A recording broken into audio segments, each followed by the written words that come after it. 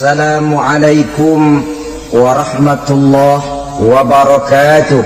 Waalaikumsalam warahmatullahi wabarakatuh. Alhamdulillah wassalatu wassalamu ala sayyidina Rasulillah sayyidina wa maulana Muhammad ibn Abdullah wa ala alihi wa sahbihi wa mawalah. La haula wa la quwwata illa billah, amma ba'du. Bapak-bapak, ibu-ibu, saudara-saudara kaum muslimin rahimakumullah. Rumah tangga bahagia menurut agama kita. Sebagaimana yang sama kita maklum bahwa manusia hidup memerlukan idola, memerlukan figur-figur yang akan dijadikan contoh di dalam kehidupannya. Sifat ini dinamakan hubbut taklid atau kecenderungan untuk meniru, dan nampak lebih menonjol pada kehidupan anak-anak remaja atau para pemuda. Siapa yang menjadi idolanya, siapa yang menjadi sentral figur dalam kehidupannya, itulah yang akan dijadikannya sebagai contoh. Kalau idolanya adalah Mick Jagger misalnya, maka tentu yang akan dicontohnya adalah Mick Jagger. Mulai gaya rambutnya, gaya pakaiannya, sampai kepada gaya jalan dan hidupnya. Soal pantas atau tidak pantas urusan nomor 16. Yang penting nyontoh dulu. Inilah kecenderungan daripada manusia. Bagi kita umat Islam, contoh ideal, figur sentral yang sepatutnya jadi idola tidak lain adalah junjungan kita Nabi besar Muhammad sallallahu alaihi wasallam. Beliau menjadi contoh dan panutan oleh karena kepribadiannya yang kompleks. Sejak dari seorang pemimpin negara yang adil sampai kepada seorang jenderal yang gagah berani di medan perang, sampai kepada seorang diplomat yang ulung, pedagang yang jujur, suami yang bertanggung jawab, ayah yang penuh kasih sayang dengan anak-anaknya, dan di dalam keseluruhannya beliau merupakan uswatun hasanah. Termasuk dalam membina rumah tangga bahagia, contoh kita tidak lain adalah rumah tangga beliau. Bagaimana sih rumah tangga Nabi kita itu? Beliau berkata dalam dua kalimat yang singkat tapi punya pengertian yang sangat luas dan dalam tentang rumah tangganya. Beliau mengatakan, baiti jannati, rumah tanggaku adalah surga bagiku. Satu cerminan yang merupakan refleksi dari keadaan yang membawa kebahagiaan.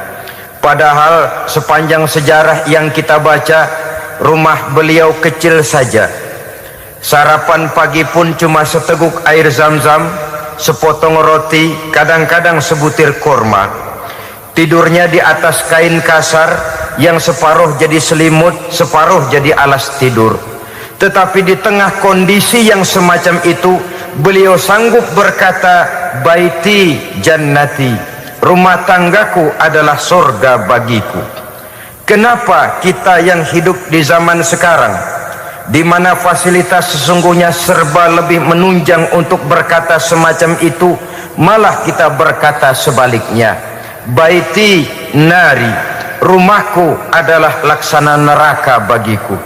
Padahal kalau dilihat, rumahnya pun kadang-kadang bertingkat, kendaraan serba berkilat, uang banyak berlipat-lipat, istri pun tak kurang cantik memikat, kadang-kadang jumlahnya 4. Tapi tiap hari kiamat tidak ada ketenangan dan ketentraman di rumah tangga. Saudara hadirin kaum muslimin rahimakumullah, mengapa Rasul sampai mengatakan baiti jannati, rumahku adalah laksana surga bagiku? Inilah pokok pembicaraan kita pada pertemuan kali ini. Sebagaimana yang kita maklum bahwa nikah dalam pandangan Islam bukan hanya sekedar untuk memenuhi kebutuhan biologis manusiawi, tidak hanya sekedar untuk memperkembangbiakkan keturunan, dan juga tidak pula untuk memperturutkan hawa nafsu. Lebih daripada sekedar itu, nikah dalam pandangan Islam merupakan ibadah. Oleh karena ibadah, maka seluruh tujuan ibadah, apakah dia bernama solat, apakah dia bernama puasa, zakat, sodako, haji dan lain sebagainya, seluruh daripada tujuan ibadah, target utamanya adalah mardhatillah atau keridhaan daripada Allah Subhanahu wa ta'ala. Kalau nikah itu ibadah, maka sesungguhnya tujuan utama dari pelaksanaan suatu pernikahan tidak lain hanya untuk mencari keridhaan dari Allah Subhanahu wa ta'ala. Bukankah kalau kita tanya tiap orang yang melakukan nikah, kenapa sih kamu nikah dengan dia? Jawabannya bisa macam-macam. Yang umum, karena saya cinta dia. Ada yang berkata, karena saya ingin mendapat ketenangan hidup. Ada yang bilang, karena saya ingin hidup teratur. Ada yang mengakui, karena saya ingin dapat keturunan dan lain sebagainya. Tetapi sesungguhnya menurut ajaran agama, kalau nikah merupakan ibadah, jawaban intinya ialah saya melakukan nikah untuk mencari keridhaan dari Allah Subhanahu wa ta'ala. Ini konsekuensinya kalau nikah merupakan bagian daripada ibadah. Rumah tangga yang didirikan atas dasar mencari keridhaan Allah, maka akan diwarnai oleh nilai-nilai luhur daripada ajaran agama. Tanpa harta orang memang sulit untuk bahagia, tapi harta bukan jaminan orang lalu akan bahagia. Harta pada suatu saat akan berakhir, kecantikan akan berkurang, pangkat dan jabatan akan sampai kepada batasnya. Tetapi agama, keyakinan, nilai-nilai iman, itulah pegangan kita yang kekal dan abadi. Sebab itu dalam surah Ar-Rum ayat ke-21 Allah Subhanahu wa ta'ala menjelaskan, wa min ayatihi an khalaqalakum min anfusikum azwajan litaskunu ilaiha wa ja'ala bainakum mawaddatan wa rahmah. Dan di antara tanda-tanda kebesaran Allah, dijadikannya bagimu istri-istrimu dari diri kamu sendiri, litaskunu ilaiha, agar kamu bisa hidup tenang bersamanya, wa ja'ala bainakum mawaddatan wa rahmah, dan dijadikannya di antara kamu rasa cinta dan kasih sayang. Umumnya pernikahan terjadi karena mawaddatan warahmah ini, cinta dan kasih sayang. Atas dua dasar itulah rumah tangga didirikan orang. Atas dasar itulah seorang laki-laki dan seorang perempuan memadu janji untuk membagi suka dan duka dalam hidup ini secara bersama-sama. Namun kalau kita renungi ayat ini, Allah tidak hanya menjadikan cinta, tapi Allah juga menjadikan kasih sayang. Apa bedanya cinta dan kasih sayang? Apa bedanya mawaddatan warahmah ini? Saudara, mawaddah yang artinya cinta, itu sasarannya biasanya adalah jasmani, kecenderungan biologis. Itu akan berakhir. Orang yang mendirikan rumah tangga cuma karena kecenderungan biologis, cuma karena rasa cinta semata-mata, cinta biasanya terkait kepada keindahan. Betul apa benar? Biasanya orang mudah jatuh cinta kepada sesuatu yang punya nilai keindahan. Makanya anak muda jarang yang jatuh cinta sama nenek-nenek. Cinta selalu memandang segi keindahannya. Ini yang namanya mawaddah. Allah tidak mengingkari itu, silakan. Bahwa manusia secara naluri senang kepada serba keindahan, wajar-wajar saja. Tetapi tidak cuma mawaddah, Allah juga menciptakan rahmah, kasih sayang. Mawaddah mungkin ada akhirnya, tapi rahmah tidak akan pernah ada akhirnya. Kalau mawaddah adalah berkecenderungan kepada biologis, jasmaniah, maka rahmah kecenderungan kepada nilai-nilai rohani, kepribadian, kejiwaan dan lain sebagainya. Dikala pernikahan di bawah umur 40 tahun mungkin masih banyak mawaddahnya, rasa cintanya. Tapi 40 bahkan 50 tahun ke atas, rasanya orang berumah tangga kalau sudah 50 tahun ke atas itu lebih banyak kasih sayangnya ketimbang cinta-cintaannya. Kalau satu rumah tangga hanya didirikan atas dasar mawaddah saja, atas dasar cinta saja, padahal cinta itu terpaut kepada hal-hal keindahan, keindahan satu saat akan menurun. Ya tentu sebagaimana yang kita maklum bersama-sama, belum punya anak memang cantik, sudah punya anak kecantikan mulai menurun, punya anak 2 kulit mulai mengkerut, punya anak 3 onderdil mulai dol, punya anak 4 apalagi tidak pandai merawat diri, persis dompet tanggung bulan. Kalau rumah tangga didasarkan kepada rupa yang cantik saja, cinta akan bisa berpindah, paling tidak akan berkurang nilainya. Sebab itu Allah tidak hanya menyediakan mawaddah warahmah, dijadikannya di hatimu itu tidak cuma sekedar cinta, tapi juga kasih sayang. Nah, kasih sayang inilah apabila berakar dan berurat dari nilai-nilai keagamaan yang akan menopang jalinan rumah tangga bahagia, mengukuhkan usaha untuk mencapai mardhatillah atau keridhaan daripada Allah Subhanahu wa taala. Dengan demikian, berumah tangga bukan tujuan. Ini kalau kita lihat dari segi agama.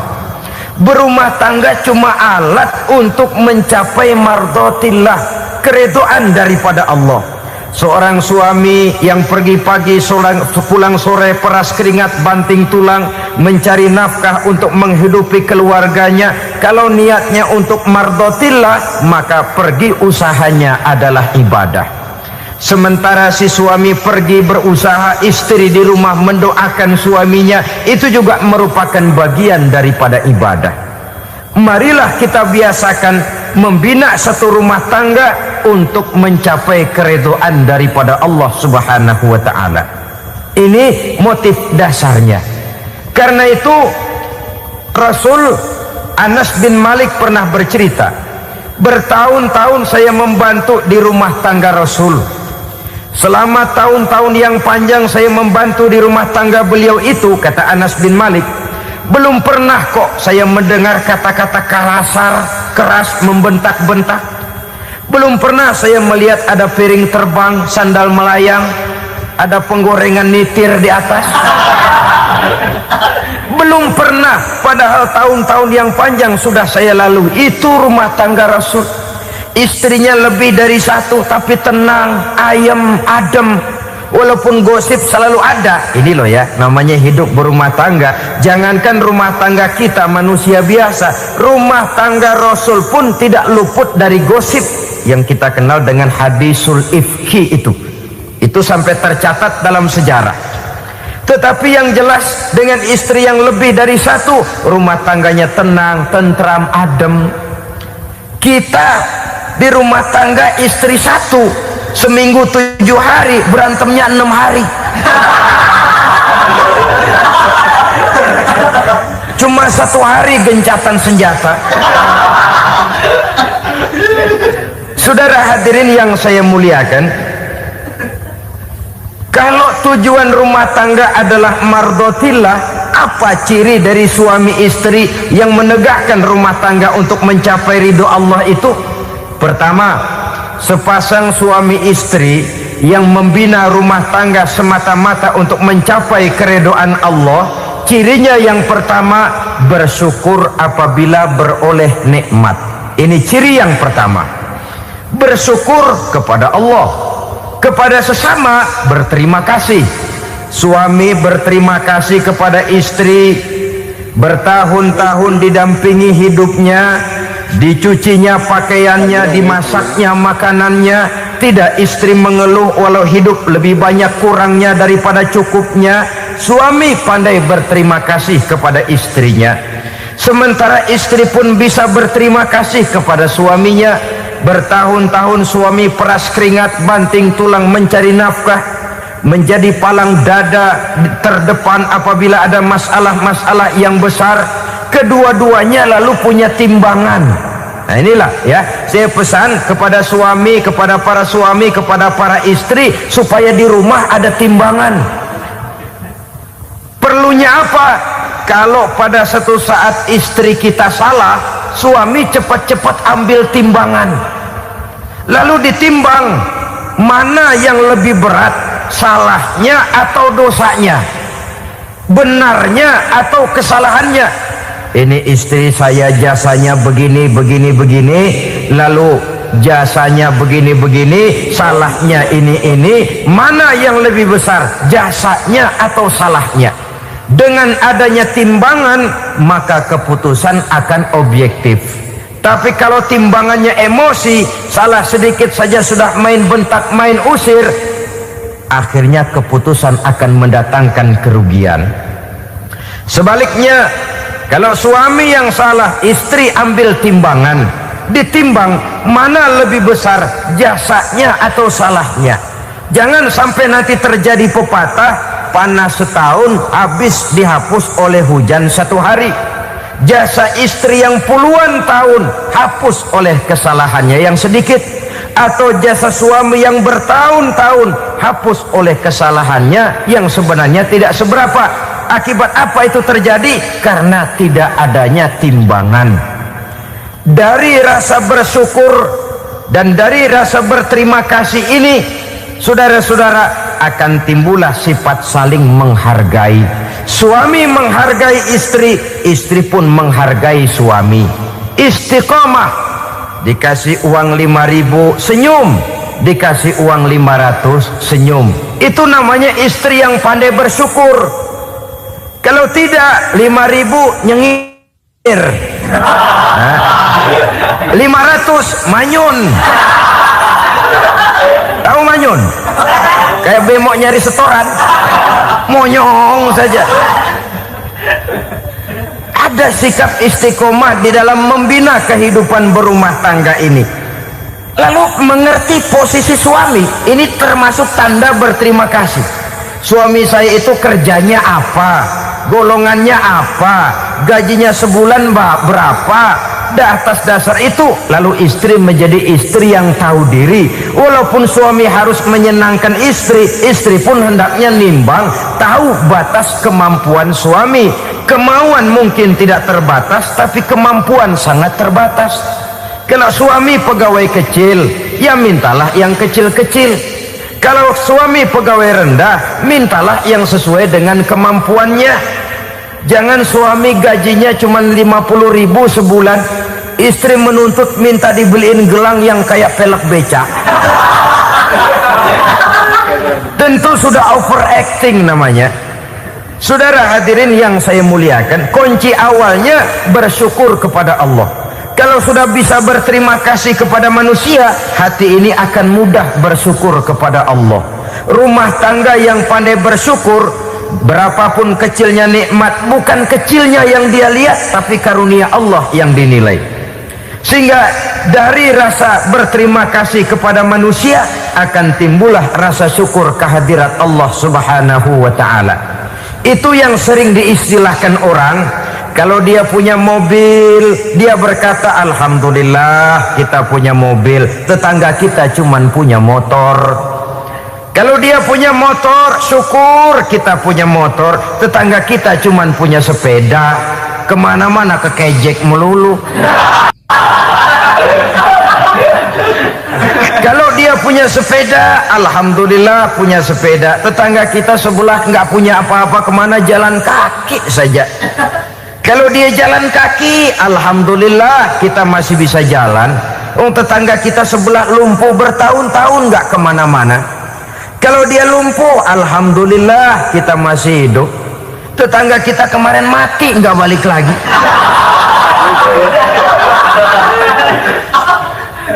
Lalu akan timbul rasa syukur. Tapi kalau sudah lumpuh ngelihat yang bisa jalan ngelihat yang naik sepeda, yang punya sepeda lihat yang punya motor lihat yang punya mobil lihat yang punya pesawat. Kapanlah kita ini pandai bersyukur? Sebab kesenangan seperti pelangi, tidak pernah di atas kepala kita, selalu kelihatannya di atas kepala orang lain.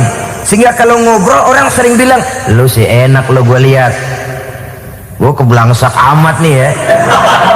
Setiap orang ngomong kepada kita begitu nadanya. Kita yang dilihat enak, sementara kita melihat orang lain enak. Tukang tahu melihat tukang tempe enak, tukang tempe melihat tukang tuak enak, tukang tuak bilang tukang sirsak enak. Enak itu seperti pelangi. Namun kalau kita mau merenungi, tidak pernah Allah berhenti memberikan nikmat kepada kita. Sejak kita bangun tidur sampai kita tidur kembali, bahkan tidur itu sendiri, seluruhnya tidak pernah putus dari nikmat Allah. Bahagia ada di gubuk reot, bahagia ada di rumah mewah, bahagia ada di hati kopral, bahagia ada di hati jenderal, di gunung dan di kota, di hutan belantara dan di desa, di keheningan malam atau di keramaian siang. Kalau kita mau mencari, bahagia selalu ada. Tapi hati yang tidak pandai bersyukur, bagaimanapun banyak kebahagiaan yang meliputi hidupnya, dia tidak akan pernah pandai mensyukurinya. Maka berterima kasihlah kepada istri, berterima kasihlah kepada suami, bersyukurlah kehadirat Allah Subhanahu wa ta'ala. Saya sering mengatakan, sebaliknya seorang suami bagaimanapun kondisi istrinya, kalau itu memang jodohnya, beranilah berkata, istriku adalah Romeoku, istriku adalah Julietku, atau istriku adalah Sri Kandiku. Biarin pengkor ya pengkor, nggak ada urusan. Mensyukuri. Kalau tidak mensyukuri, yang timbul lalu sesalan. Kalau sudah sesalan, mudah umpat mengumpat, caci mencaci dalam rumah tangga, lalu terjadilah kegaduhan. Ketenangan sulit kalau sudah tidak ada unsur saling menghargai itu. Lebih celaka lagi kalau sudah mengarah kepada penyesalan. Kata istrinya, bang gue nyesel kawin sama lu. Suami digituin bikin gede kepalanya. Kalau lu nyesel apalagi gua, makin nyesel. Iya, coba pikir bertahun-tahun kita berumah tangga, memangnya abang bisa beliin apa sama saya? Itu juga gerobok kalau nggak ngeridit bang. Kalau nggak ngeridit, memangnya kamu bayar kreditan pakai daun pisang? Saudara hadirin yang saya hormati, ini saya tekankan kepada ibu-ibu karena penyakit perempuan umumnya. Pernah Rasul itu pulang Isra Mi'raj cerita, saya pulang Isra Mi'raj diperlihatkan neraka. Neraka ya Rasul? Lalu bagaimana? Saya lihat kok isinya kebanyakan perempuan. Perempuan. Laki juga tidak sedikit. Cuma kebanyakan kok perempuan. Apa perempuan tidak sholat ya Rasul? Sholat. Tidak puasa? Puasa. Tidak ngaji? Rajinan dia sama suaminya.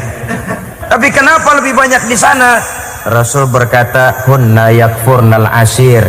Penyakit umum dari perempuan tidak pandai berterima kasih kepada suaminya. Ini rupanya penyakit umum dari tahun atu. Saudara hadirin yang saya muliakan, jadi rumah tangga yang didirikan atas dasar mencapai ridho Allah, maka kelihatan dari pasangan suami istri menjadi orang yang pandai bersyukur terhadap nikmat. Bukankah dalam surah Ibrahim ayat 7 Allah berjanji, la in syakartum la azidannakum wa la in kafartum inna azabi lasyadid. Kalau kamu pandai bersyukur, aku tambah nikmatku. Kalau kamu ingkar, tidak mau bersyukur, azabku itu hebat dan pedih. Rumah tangga yang suami istrinya tidak bersyukur disiksa oleh perasaannya sendiri. Tetangganya dapat nikmat, dia yang meriang. Tetangganya dapat kesenangan, dia yang sakit hati. Dia tidak melihat nikmat yang diberikan kepadanya, nikmat yang orang lain punya aja yang diincar. Nikmat orang lain aja dihitung-hitung. Tangga kita saya baru habis beli yang sebelah belilir habis beli kukusan. Cuma sekedar kukusan saja. Orang lain beli apa-apa jadi bahan diskusi di rumahnya. Orang lain saja yang diusut. Timbul dendam kesumatnya, timbul hasutnya. Dia tidak bersyukur dengan nikmat yang ada dalam rumah tangganya. isi rumah tangga semacam itu disiksa oleh perasaan hasutnya sendiri. Jauh dari kebahagiaan, kering hatinya, miskin jiwanya, merana batinnya. Kalau sudah ke sana, jauhlah rumah tangga dari pantulan sinar kebahagiaan. Saudara-saudara, kita lihat rumah tangga Rasul. Dari rumah yang kecil, dari tempat tidur yang sarapnya kain kasar, separuh jadi selimut lagi, keluar ucapan baiti jannati. Kenapa? Beliau orang yang pandai bersyukur kepada Allah, bisa berterima kasih kepada istri-istrinya, dan istrinya pun pandai berterima kasih kepada Rasul dan bersyukur kehadirat Allah Subhanahu wa ta'ala. Maka nikmat lalu bertambah. Makin kita syukuri nikmat, makin tambah itu. La azidannakum, janji Allah, pasti aku tambah nikmatku kepadamu jikalau kamu pandai mensyukurinya. Tapi kalau kamu ingkar, tidak pandai bersyukur, awas, nikmat bisa berubah menjadi azab kalau kita tidak pandai-pandai mensyukurinya. Jadi cirinya yang pertama, rumah tangga bahagia itu apabila suami istri pandai bersyukur terhadap nikmat yang diberikan oleh Allah Subhanahu wa ta'ala. Satu. Cirinya yang kedua, rumah tangga yang berdasarkan untuk mardotillah, mencapai keredoan Allah, sabar apabila mendapat cobaan. Namanya orang berumah tangga itu persis berlayar di lautan. Suami istri adalah dua orang yang memegang kemudi. Kalau berlayar ombak tenang, angin bertiup sepoi-sepoi basah, lalu bila malam datang bulan bersinar, bintang gemintang gemerlapan, berlayar memang nikmat. Tapi satu saat angin puting beliung bertiup, gelombang menggunung, halilintar menyambar, kemudian petir berkilat. Kalau pada saat itu suami mau ngalor, istri mau ngidul, alamat perahu patah di tengah jalan, kandas di lautan sebelum sampai ke pantai yang akan ditujunya. Oleh karenanya perlu kekompakan. Maka sejak awal seharusnya dalam akan membina rumah tangga yang bahagia itu lebih baik bicara yang pahit-pahit saja, supaya terjadi kesamaan langkah apabila menghadapi kesulitan dan cobaan. Sabar apabila mendapat cobaan. Rumah tangga seperti kapal di lautan tadi tidak akan sunyi dari hantaman gelombang, tidak akan sepi dari tiupan angin topan, dari kilatan petir, dari sambaran halilintar. Baik suami, baik istri harus sabar menghadapi kesulitan. Kadang kesulitan dari segi ekonomi, kadang kesulitan dari segi mengarahkan dan mendidik anak-anak, kadang kesulitan karena banyak orang yang hasut dengan kita, kadang kesulitan berbagai macam lah yang menyebabkan kesulitan. Rumah tangga yang bertujuan mencapai ridho Allah sabar menghadapi segala macam kesulitan.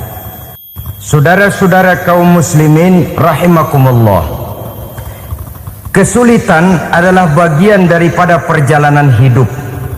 Siapa orangnya yang tidak pernah menemukan kesulitan dalam kehidupan? Rasanya hampir tidak ada. Dan memang kesulitan bukan untuk ditakuti, kesulitan justru untuk diatasi, dicarikan jalan keluarnya.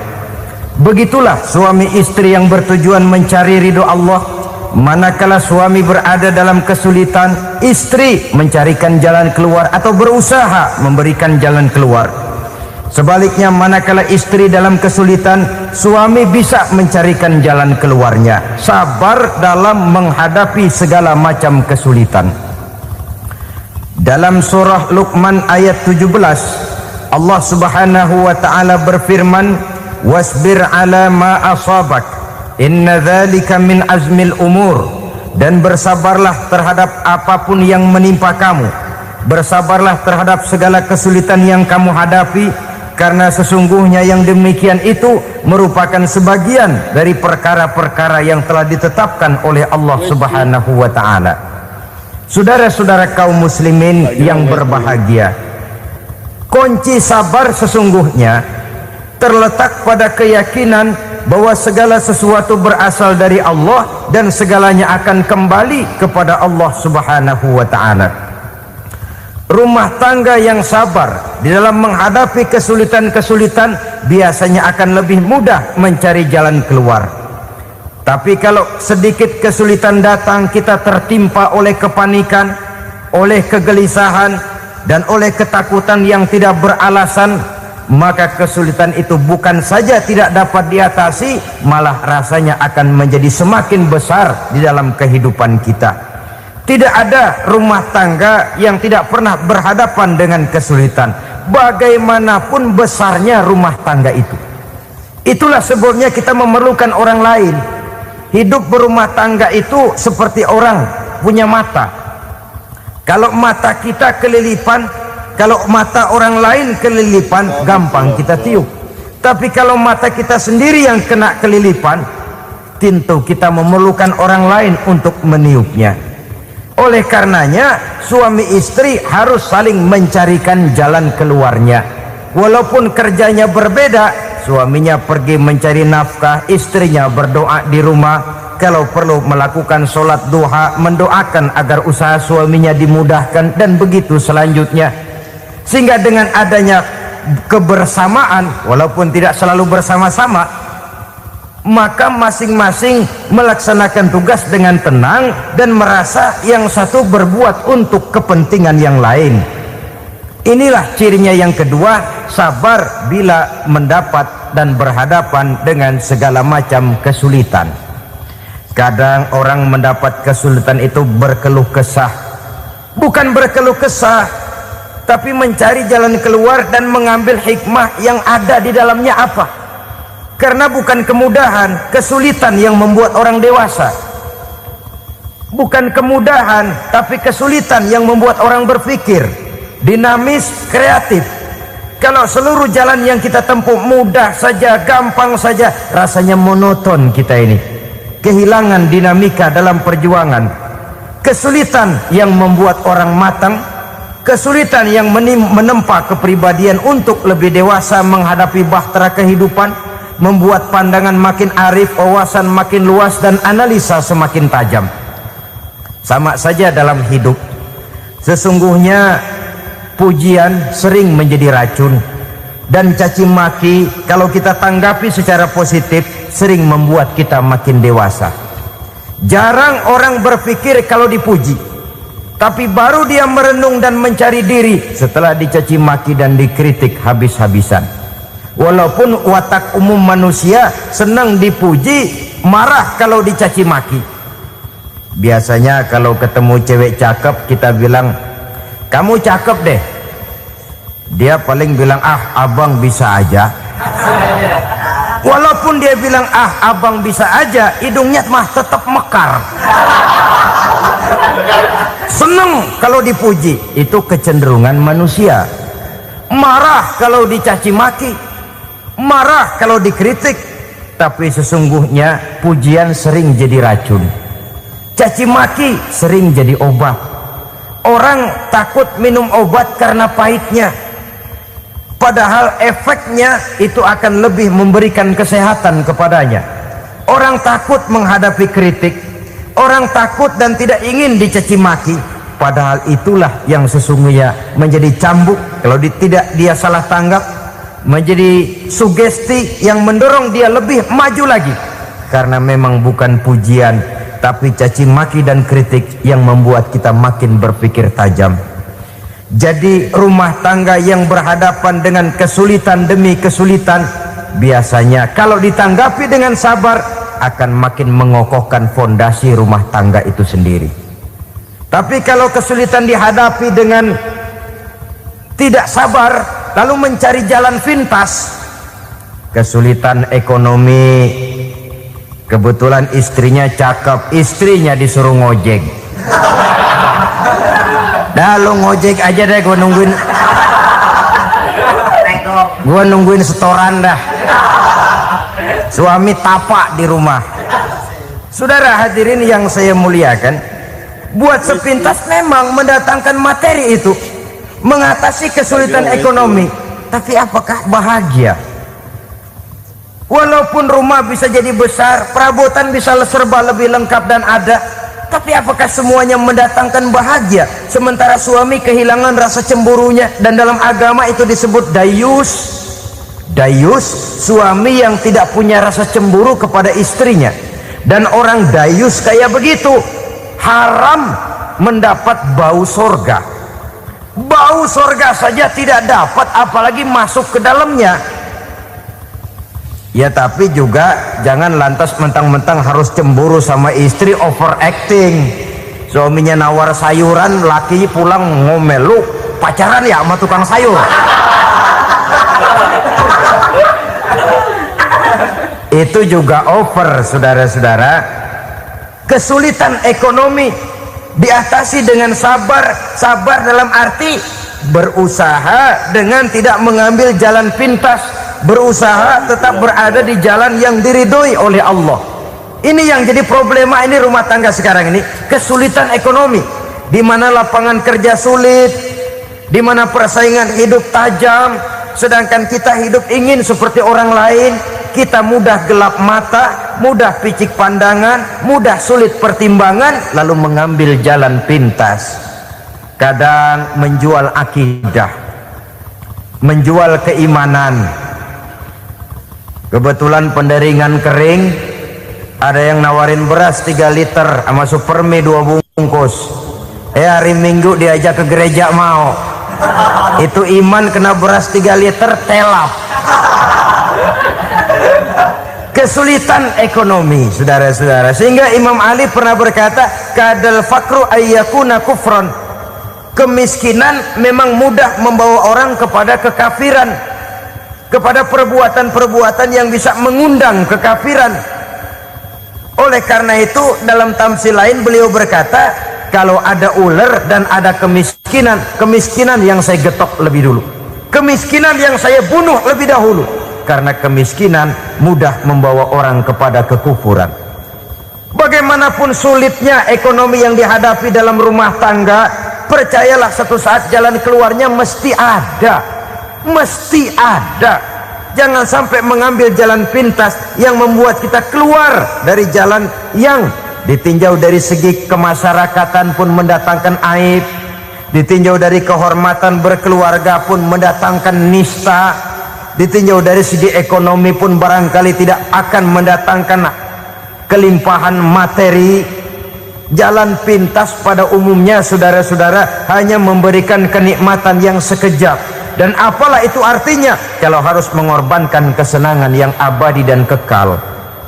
Kadang-kadang mengorbankan anaknya sendiri, anaknya dikomersilkan. Pokoknya siapa yang nyamper lu berangkat aja dah. Asal pulang nenteng pisang sama jeruk sebongsang, orang tua udah anteng aja udah.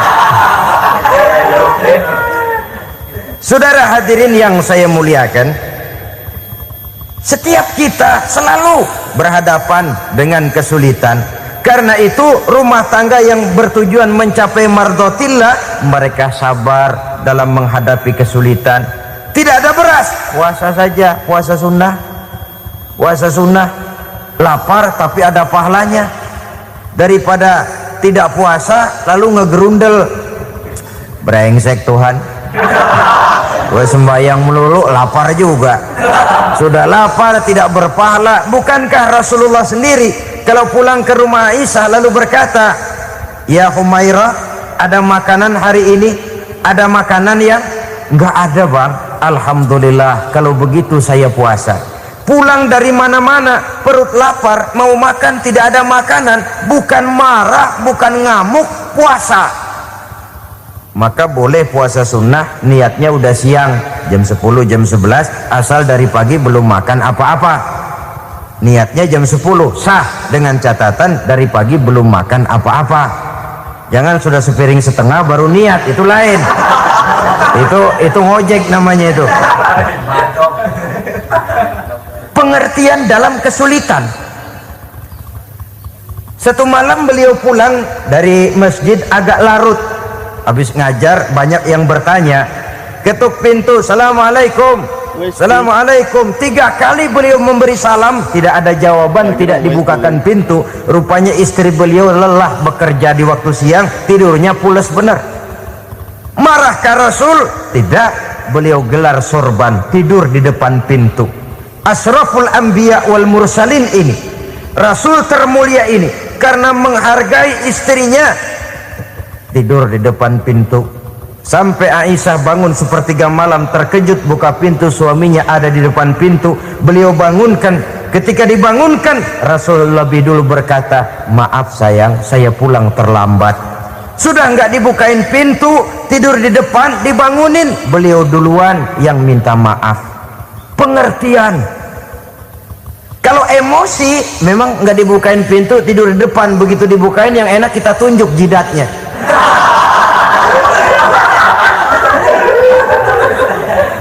Saudara hadirin yang saya muliakan, kesulitan di dalam kehidupan merupakan bagian daripada kehidupan. Bukan untuk ditakuti, tapi untuk diatasi. Bukan untuk dihindarkan, tapi dicarikan jalan keluarnya. Hadapilah kesulitan dengan baik sangka kepada Allah, dengan lapang dada, dan dengan tetap bersabar menghadapinya. Kenapa? Karena tujuan kita mendirikan rumah tangga, mencapai ridho Allah. Kalau anak kita perjualbelikan, kalau istri kita komersilkan, kalau akidah kita jual untuk mempertahankan rumah tangga, bukankah makin jauh saja rumah tangga itu dari ridho Allah? Ini tujuan utamanya. Yang ketiga, rumah tangga yang bertujuan mardotillah itu, suami istri yang merupakan fondasi di rumah tangga, suami sebagai pemimpin, istri sebagai pembina, selalu musyawarah dalam menyelesaikan persoalan. Walaupun istri ditakdirkan sebagai pemimpin dan suami sebagai pemimpin dan istri yang dipimpin, tapi agama menganjurkan musyawarah. Jangan mentang-mentang istri nyari duit, suami nyari duit, lalu menteleng. Segalanya mau diktator, segalanya mau sendiri. Rumah tangga yang bertujuan mencapai ridho Allah selalu didirikan atas dasar musyawarah. Sehingga apabila sesuatu itu dihasilkan dari suasana musyawarah, tidak akan melahirkan penyesalan di belakang hari. Kalau tidak berjalan menurut seleranya masing-masing, belakangan timbul penyesalan, akhirnya main salah menyalahkan.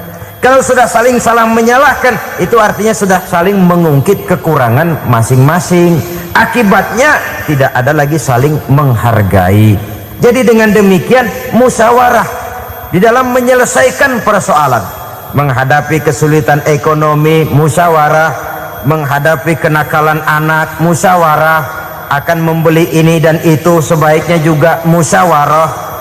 Kalau merupakan hasil musyawarah, maka saudara-saudara hasilnya pun akan dihadapi oleh bersama. Enak rasakan bersama, tidak enak rasakan bersama. Kenapa? Tadinya musyawarahnya bersama-sama juga. Lah kalau hasil sendirian, giliran enak mungkin yang satu mau ikut, giliran tidak enak yang satu nuding, gua kata juga apa? Kan begitu akibatnya kalau tidak berdasarkan musyawarah lebih dahulu. Maka insya Allah hasil musyawarah ini setidaknya tidak akan mendatangkan sesalan di belakang hari nantinya. Saudara-saudara kaum muslimin rahimakumullah, ciri yang keempat, sepasang suami istri yang bertujuan mencapai ridho Allah dalam upaya mencapai rumah tangga bahagia itu tawakal apabila mempunyai rencana. Tawakal berserah diri kepada Allah, bukan berserah diri dalam artian mutlak yang mengarah kepada fatalism atau predestination. Kita sering mengartikan tawakal secara salah. Belum apa-apa sudah menyerahkan diri kepada Allah. Emang semuanya terjadi menurut maunya Allah dah, nggak usah ngapa-ngapain, bagaimana Tuhan aja dah. Lapar juga nggak usah makan, kalau takdirnya kenyang pan kenyang. Ya udah lapar terus kita. Makan dulu, perkara nanti kenyang apa tidak itu baru tawakal. Kalau sakit ke dokter, soal sembuh atau tidak baru tawakal. Artinya usaha itu ada. Setelah suami berusaha, istri berusaha, selebihnya tawakal. Apa perlunya tawakal? Apabila berhasil tidak lupa daratan, apabila berhasil tidak lupa diri, apabila gagal tidak putus asa. Sehingga dengan demikian dari tawakal ini lahirlah pondasi yang kokoh membina rumah tangga yang bahagia dalam upaya mencapai keridhaan daripada Allah Subhanahu wa taala. Apapun yang kita laksanakan di rumah tangga, tujuan intinya tetap untuk mencapai keridhaan Allah. Beli kendaraan untuk mencapai ridho Allah, lalu dipakai ngaji, dipakai ke masjid dan sebagainya. Beli peralatan rumah tangga untuk mencapai ridho Allah, mendidik anak untuk mencapai ridho Allah, membantu keluarga untuk mencapai ridho Allah, dan begitu selanjutnya. Tawakal apabila mempunyai rencana. Kemudian cirinya yang kelima, suami istri yang bertujuan mencapai ridho Allah selalu mempererat silaturahmi. Sebab seperti sudah saya sampaikan pada pertemuan terdahulu, dalam berumah tangga itu ada orang tua, ada mertua. Itu cuma perbedaan istilah, tapi hakikatnya adalah sama. Jangan karena perbedaan istilah lalu menyebabkan kita berbeda sikap. Kalau sudah berbeda sikap, tentu akan melahirkan perasaan yang tidak simpatik. Sebaiknya suami istri kalau sudah berumah tangga, jadikanlah orang tua tempat cerita yang enak saja. Yang tidak enak telan berdua, yang pahit rasakan berdua, kesusahan dan kesulitan atasi berdua. Giliran enak ngomong sama orang tua, giliran senang cerita sama mertua. Sekarang kan kita balik, kalau lagi senang duitnya banyak, anteng di rumah, kalem aja. Tapi lalu waktu susah, waktu susah, cerita kepada orang tuanya, cerita kepada mertuanya. Lalu kapan kita mau menyenangkan orang tua? Sudahlah mereka susah mendidik kita di waktu kecil, membesarkan kita, melakukan segala macam pengorbanan. Demi setelah kita berumah tangga, kesulitan rumah tangga kita tumpahkan juga kepada mereka. Pererat silaturahmi dan usahakan agar seluruh keluarga hanya menjadi tempat kita cerita yang enak-enak saja. Istilah sehari-harinya, kalau di rumah kita makan sama sayur bayam, keluar rumah diem, malah seluitan. Tetangga tanya, lu makan kayaknya enak banget apa sih? Daging ayam.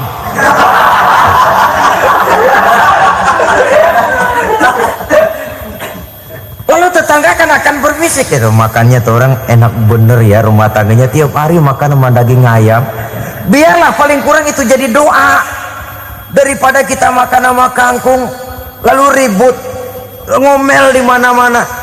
Gua kesel banget sama bini gua, di warung ceritanya lagi. Kenapa? Saban sari gue direbusin kangkung mulu, brengsek. Di warung cerita ada RT, ada RW. Gara-gara makan sama kangkung se-RT tahu. Akhirnya mungkin kalau kita berangkat orang hitung dari jauh, lihat kangkung liwat gitu.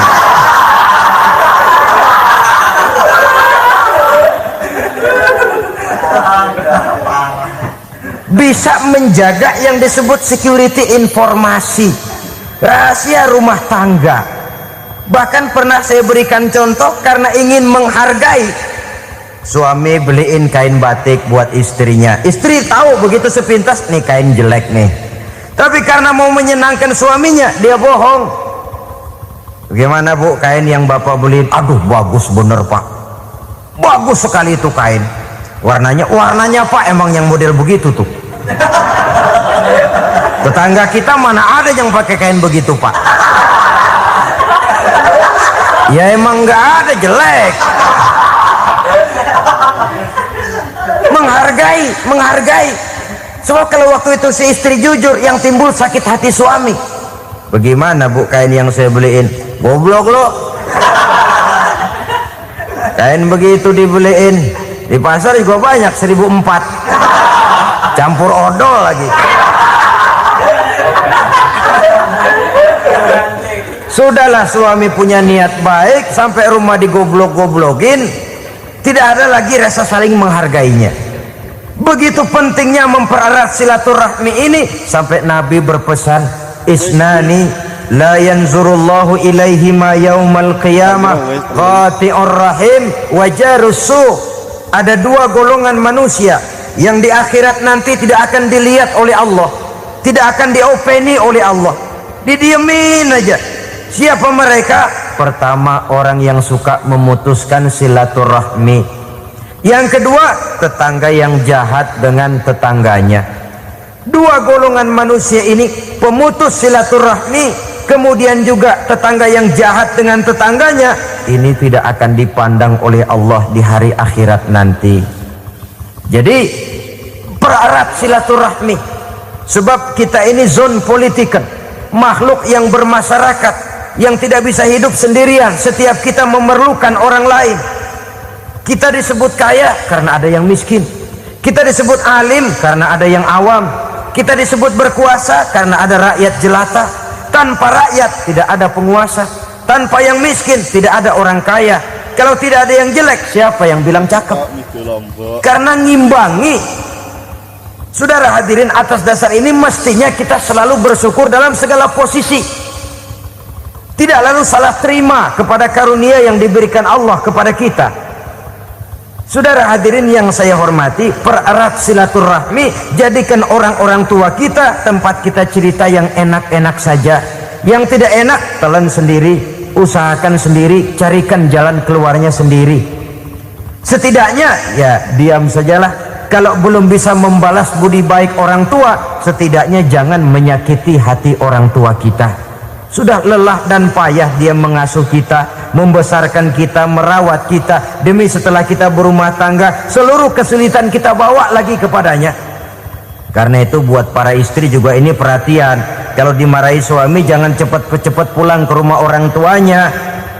Nggak boleh diomelin dikit, main buntal aja. Gua pulang dah, pulang. Sampai sana cerita habis-habisan, dikucek kejelekan suaminya. Nanti 2-3 hari balik aja lagi, kan nggak lucu jadinya. Saudara hadirin, begitu juga suami mencaci maki habis istrinya, 2-3 hari baik aja lagi. Konyol, istrinya sudah dicaci maki habis-habisan, dijeleki leluhur-leluhurnya, 2-3 hari baik lagi, mesraan lagi. Kata bininya dalam hati, gua lu jelekin juga, lu pakai juga, payah.